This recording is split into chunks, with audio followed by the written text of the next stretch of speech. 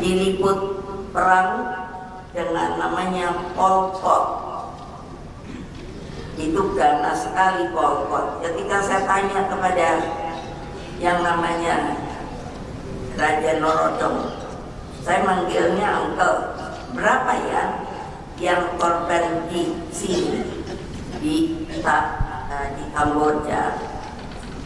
Beliau sambil nangis bilang, aduh Mega, mungkin di sekitar 2 jutaan. Pertanyaan saya menceritakan hal ini, apa toh untungnya kalau kita ini bertempur satu sama lain, sebangsa, setanah air? Coba pikirkan. Terus kalau kecilnya, apa toh perlunya hanya karena kedudukan kalian bukan gotong royong, tapi saling tikung menikung, teman separtai. Itu perumpamaan kejadian kecil. Coba bayangkan. Jadi ketika yang membuat saya sangat sampai hari ini tidak mengerti kenapa ketika peristiwa yang namanya kantor partai kita itu diserbu, sampai hari ini saya berpikir hukum itu ada di mana? Karena ketika di pengadilan saya selalu mengatakan bahwa saya hanya ingin jawaban dari pertanyaan saya.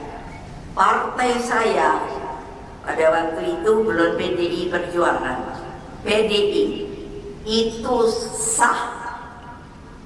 Lalu kenapa kami sampai diserbu? Yang kita ingat peristiwa itu adalah kuda tuli,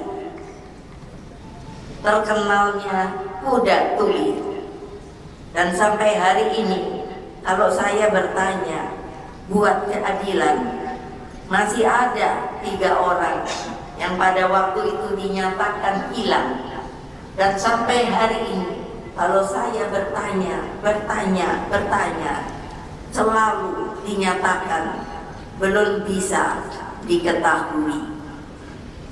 Saudara-saudara sekalian, rakyat Indonesia dimanapun kalian berada, tolong ingat pengorbanan para pahlawan yang tidak berpikir untung rugi.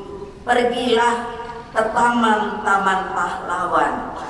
Seperti apa kalian bisa lihat, saya selalu mengajak anak-anak saya, cucu-cucu saya untuk mencari kalau pergi ke taman pahlawan adalah apa?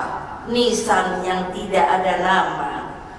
Saya bertanya kepada pengurus di makam, mengapa tidak ada namanya? Bagaimana ibu kalau ketika ditemukan yang namanya badannya sudah hancur, tidak ada lagi nama yang dapat disebutkan?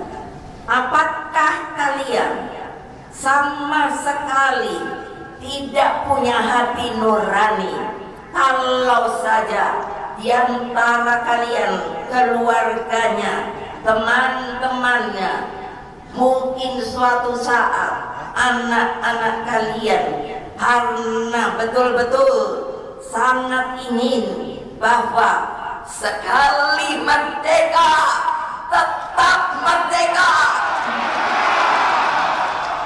apakah kalian mau lagi dijajah? Ibu kembali bertanya. Makanya siap, apapun rintangan kita bisa selesaikan. Kenapa?